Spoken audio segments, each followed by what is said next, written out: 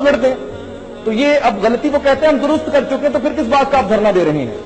وہ تو چور جو ہے وہ چوری کے پیسے واپس کر دے تو سزا نہیں ہوتی اس کو؟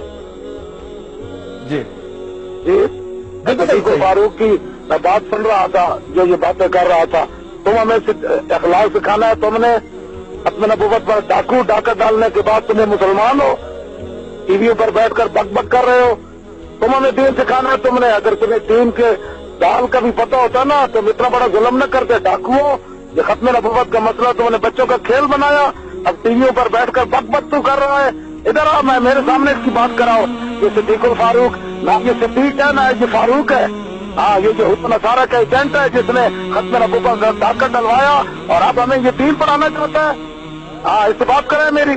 جی صدیق الفاروق صاحب سن رہے ہیں؟ میں سن رہا ہوں۔ جی سر آپ کیا سن رہا ہے تو؟ بکواس کرتا ہے تو ٹی ویوں پر بیٹھ کر؟ تمہیں ہمیں دین پڑھانا ہے؟